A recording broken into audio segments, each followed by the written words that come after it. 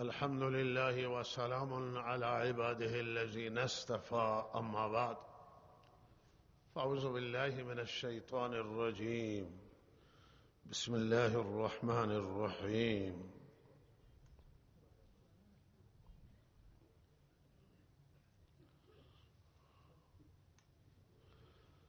إنما المؤمنون الذين إذا ذكر الله وجلت قلوبهم وإذا تليت عليهم آياته زادتهم إيمانا وعلى ربهم يتوكلون الذين يقيمون الصلاة ومما رزقناهم ينفقون أولئك هم المؤمنون حقا لهم درجات عند ربهم ومغفرة ورزق كريم.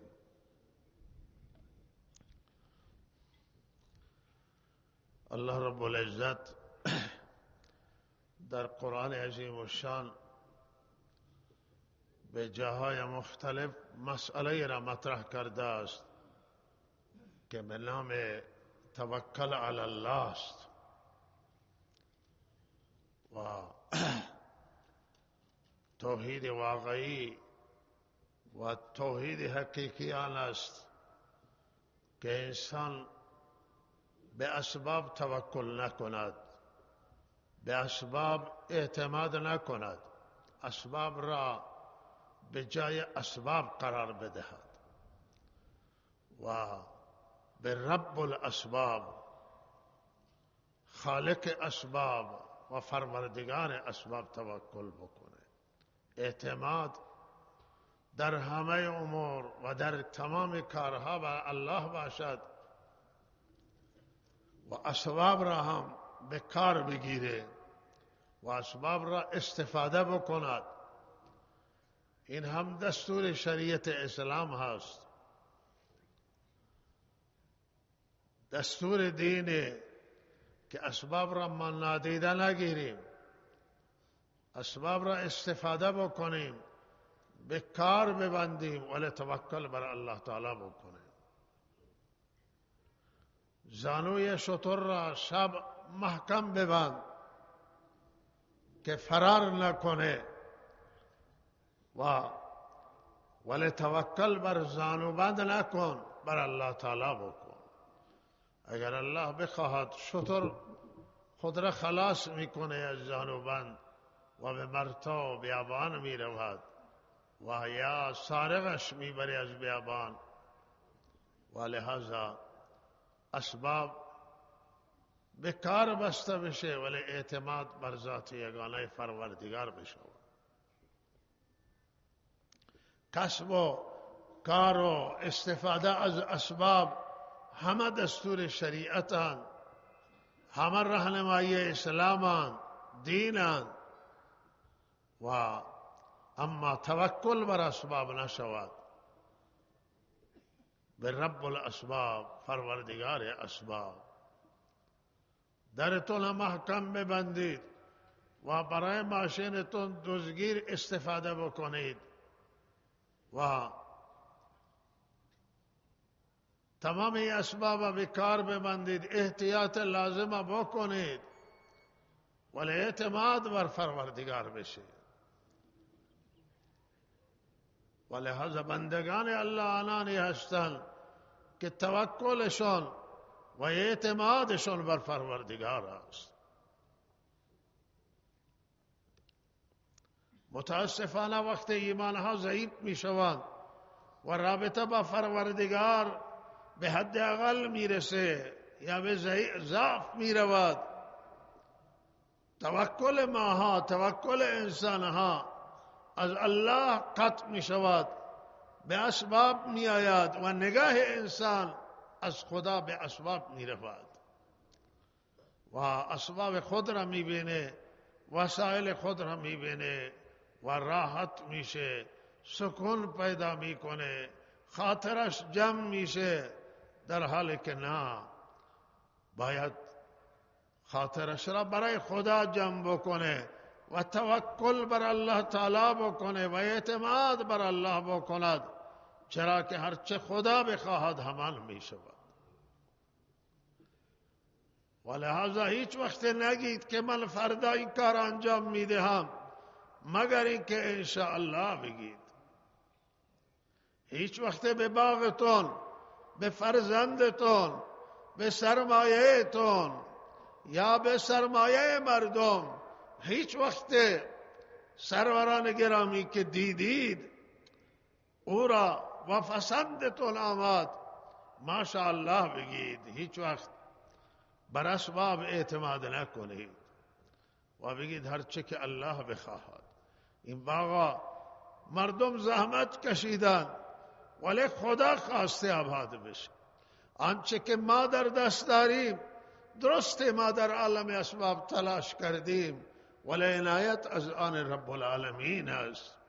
اگر بچه شما را الله کمال داده، اگر در دانشگاه تحصیل کرده و بالاترین مدرک گرفته است و اگر در حوزه تحصیل کرده و اگر فرزند زیبای خدا به شما داده است و اگر مال زیبای، ثروت زیبای، همه اینا را وقت نگاهتون میفته بگی ماشاءالله.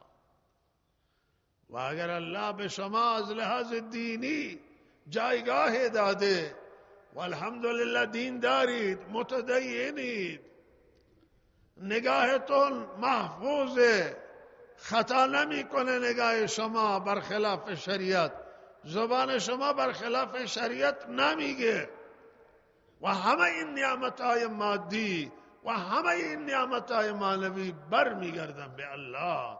وقت نگاهتون میفته ماشاءالله بگید اینا هم از الله هست.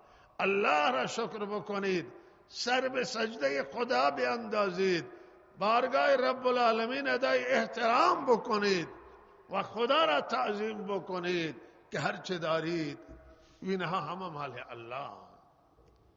و اگر نگاه به الله نیفته خطر زوال نعمت پروردگار است. من واقعا یادم آمد که زمان طلبگی هست و طالب العلم می گفت که من همیشه خودم با چشم میزنم. گفت من وقتی که سالمم و دستم را نگاه می کنم، خودم را نگاه می کنم، فرداش من مریضم و افتادم. و این حفظیت بعید نیست که انسان خودش را وقتی می بینه و سلامتیش را می بینه، اعضای بدنش را می بینه، آینه نگاه می کنه و نگاهش به صورتش می افته و پسند می کنه، لحاظا ماشاءالله بگه. انشاءالله از هر نوع نگاه و هر نوع ضرر حفاظت میشه. اگر شما به پایبند به نمازید و نماز با جماعت در مسجد میخوانید و اگر شما توفیق فرمانبرداری پروردگار میکنید، نگاهتون به این سو افتاد، پرهیزگارید، به پرهیزگاریتون نگاهتون افتاد، ماشاءالله بگید. هرچه خدا بخواهد. از ما کمال نیست، در ما زیبایی نیست، در ما خوبی نیست، هر خوبیه، هر نعمت در ما موجوده، این عطای رب العالمینه و عنایات رب العالمین است و احسان پروردگاره. و هر حرفی را زدید که من فردا این کار می کنم، من دارم می آیم، من دارم میرم، من می آیم و هر نعمت من فلان چیزا به شما می دهم، وعده می کنید با مردم انشاءالله بگید. انشاءالله هم شما را مدد می کنه الله تعالی و کمک می کند که شما به خواستهتون برسید، ارادهتون عملی بکنید و نیتتون را جامع عمل بپوشید. اعتماد و توکل فقط و فقط بر ذات یگانه پروردگار باشد. او ذاتی که همه چیز را میبینه، همه چیز را میدانه و همه کارها به اذن الله انجام میگیرن. همه کارها عزیزان من با مشیت خدا انجام میگیرن و اگر خدا نخواهد نمیشوند. حضرت رسول صلی الله علیه و سلم و فرمودن در یک مسئله که سوال شد، فردا جواب میدم. فردا به 15 روز طول کشید و آن حضرت جواب نتوانستن بدن، چرا که جواب از جانب خدا نیامد. و آخر الله تعالی فرمودند که شما چرا انشاءالله نگوید ولا تقولن لشیء انی فاعل ذلك غدا الا یشاء الله. ظاهرا خطاب به حضرت رسول و به همه ما هست که الله می فرمایند شما نگید من کاری را انجام میدم مگر به اذن پروردگار و مشیت الهی. همه چیزها به اراده، اگر به شما نعمت رسیده مشیت پروردگار بوده، اعمال خود شما دخیل هم، و اگر به شما ضرری رسیده باز هم مشیت الهی بوده، عمل خود شما عمل منفی، عمل شما دخل داره. به الله توکل کنید، هرگاه استعانت می جویید هم به الله استعانت می جویید، از الله مدد بگیرید. و اذا استعنت فاستعن بالله، حدیث فرموده استعانت می جویید، مدد می جویید، کمک می جویید، از الله کمک بجویید. اللهی که شما را مدد میکنه، اللهی که حاضر و ناظره، اللهی که از شارگه های گردن ما، از شریان هایی که خون جریان داره و روح در آن جریان دارد، الله نزدیکتران از ما، به ما نزدیکتران از ما، به ما مهربان تران. به خدای مهربان متوسل بشید و الله از شما دور نیست. و اذا سألك عبادی عنی فانی قریب. الله می فرماید وقتی شما را سوال میکنن از من که دورم یا نزدیکم، بفرمایید که خدا با شما نزدیکه، خدا از ما نزدیک است و ما را الله تعالی پاسخ میده وقتی سوال بکنیم، جواب میده وقتی که سوال بکنیم پروردگار را. ولذا عزیزان من امروز متاسفانه مشکلات توی جامعه زیاد شده است و یک مسئله که تکان دهنده جادو هست، سحر و سوء استفاده هست.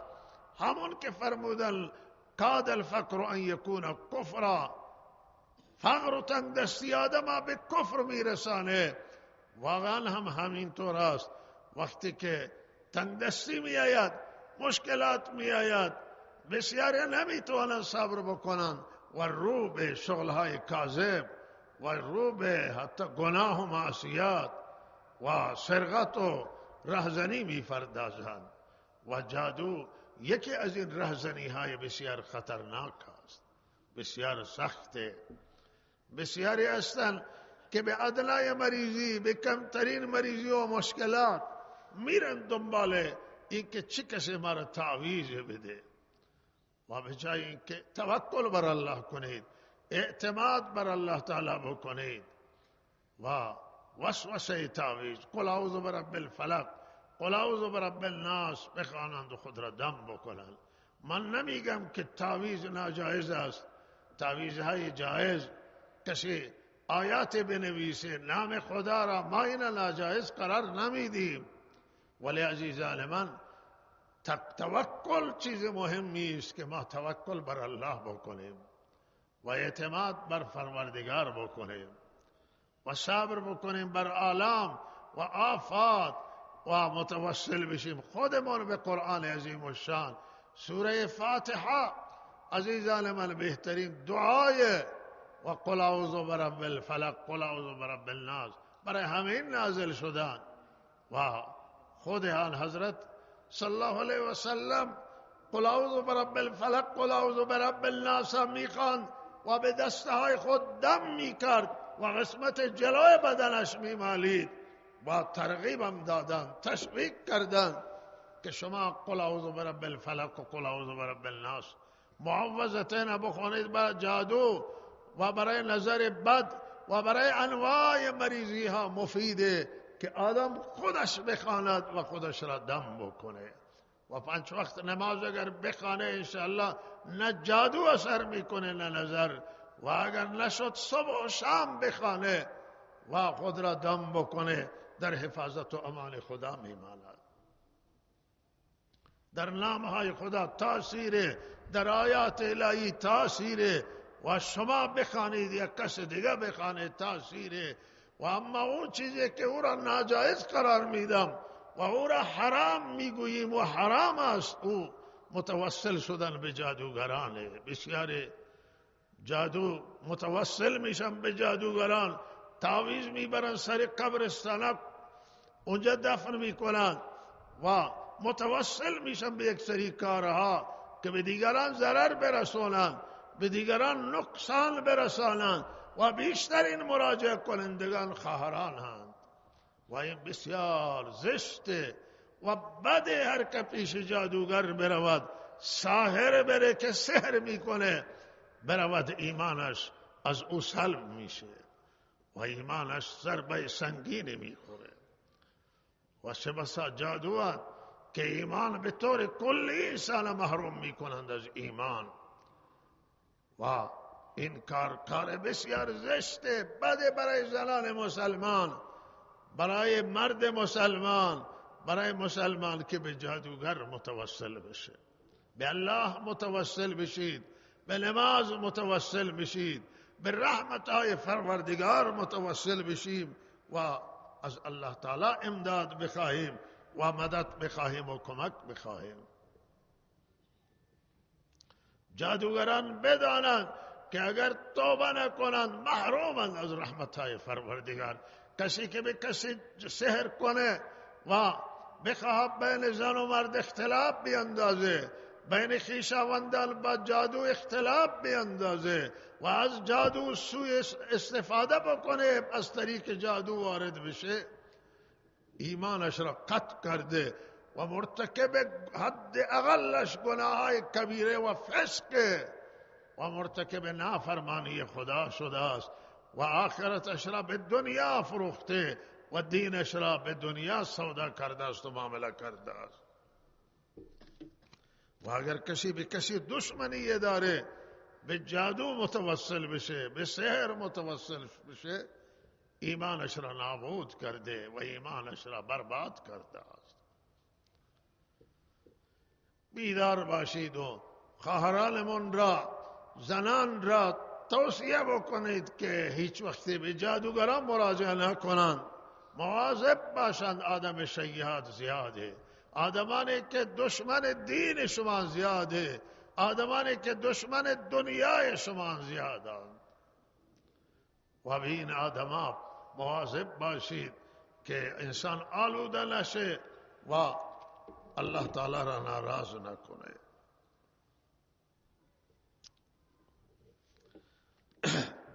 یادداشتی دادند که نوبه جمع‌آوری کمک هست برای 3 مدرسه را. تا حالا 3 مدرسه را با هم نکردند عزیزان ما، ولی مدارس مشکل دارند و نوبه هم نمیرسه.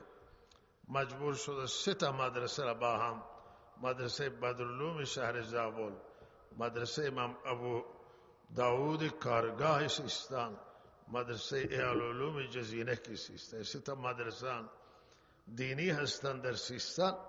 هر 3 را همراه کردند در جمع‌آوری کمک و مدرسه چون بدرالعلوم بزرگتر است او را یک سهم داده، این 2 مدرسه دیگر را نصف بین اونها تقسیم کرده که شما بدونید. اینا میگیم که گردن بالاخره بند نشی دوستان. هرچه شما اینجا جمع‌آوری میکند یک نصفش میرسه به بدرالعلوم و یک نصف دیگرش بین 2 مدرسه، مدرسه کارگاه و مدرسه جزینه تقسیم میشن. به هر حال 3 مدرسه دست چنان بالا بگیرید که دین هر 3 مدرسه کمک انجام بگیره. انشاءالله این جهاد مالی شما هست و قربانی مالی شما هست. رضامندی الله تعالی عفو گناهان شماست و دفع بلاست و ذخیره آخرت شما است. ماشاءالله بهترین مال شما همون است که طلاب را مصرف بکنند، کسانی که قال الله و قال الرسول میگن و به خاطر دین محصور شده. انشاءالله این کمک هرچه سریعتر جمع‌آوری بکنه. ماشاءالله کمک زودتر جمع کنه که ما نماز زودتر بخونه. به هر حال عزیزان دهه فجر انقلاب اسلامی هست. جای خالی نباشه کسی. اگر جای خالی شما بلند بشید. این 3 مدرسه و کمک کامل بگیرید. عزیزانی که تازه میاد اونام کمک از عزیزان گرفته بشه. شما که بلند میشید این کمک جمع آوری میکنید، به شما اجر مضاعف میرسه. جوانان عزیز این کار بکن. سفر بعضی میبینم خالی هست، راست و چپ نگاه کنید، هر صفی که خالی شما بلند میشید. ماشاءالله کار خیر هست و اجر عظیم داره. ما در آغاز دهه فجر انقلاب اسلامی قرار داریم و دهه‌ای که برای ما دست آورد فراوانی داشت و دست آورد زیادی داشت و 12 بهمن روز ورود رهبر فقید انقلاب اسلامی امام راحل به ایران اسلامی هست و انشاءالله هفته آینده در این باره صحبت خدمت شما عرضه می کنیم و به هر حال این روزهای بیاد ماندنی هستند و همه روزهای دهه فجر انقلاب اسلامی پر خاطره هستند و تاریخ و انشاءالله آینده صحبت خواهد شد. ایام به هر حال انتخابات و بسیاری از عزیزان که تایید صلاحیت شدن آمادگی می کنند برای شرکت در انتخابات و فعالیت و بسیاری دیگری که رد صلاحیت شدن، چه از نامزدهای انتخابات مجلس و چه کسانی که کاندیدا شدند برای خبرگان و اینها در انتظارند که نتیجه نهاییشون بگیرند و ما توصیه من به شورای محترم نگهبانان هست که برای آنکه انتخابات پر رنگ بشه و هرچه بیشتر مردم شرکت کنند و شرکت کنندگان بر روحیه شرکت کنند، بر روحیه فراوان و به صحنه خوب بیایند و دشمن چشمش بیشتر بسوزه و دلش بیشتر داغ بشه و نگران بشه. آن است که سعی صدر داشته باشند، سعی صدر بیشتری و دوراندیشی بیشتری در تایید صلاحیت های افراد جدید که وارد صحنه بشوند، خواه در خبرگان هست باشند و یا خواه در مجلس باشند. ما امیدواریم که انشاءالله روزهای آینده خبر خوش بیشتری را داشته باشیم در امر تایید صلاحیت ها و انشاءالله این میتواند مایه خیر باشه برای هم جمهوری اسلامی و هم برای همه ما. سفر ریاست محترم جمهور به کشورهای اروپایی ماشاءالله دستاورد فراوانی داشته است، همانطور که رسانه ها منعکس کردند و مایه خیر بوده. بعد از آنکه ملت ایران تحریم های به تمام عیار را تجربه کردند در مدت طولانی و صبر کردند و استقامت کردند، الحمدلله این تحریم به پایان رسیدند و برای خرید نیازهای کشور مسئولین محترم به دنیا سفر می کنند و به کشورها شرکت ها دارن وارد میشن به ایران برای عقد قرارداد و این هم خبرهای خوشی هست که الله تعالی را شکر بکنیم و خدا را شاکر باشیم. الحمدلله.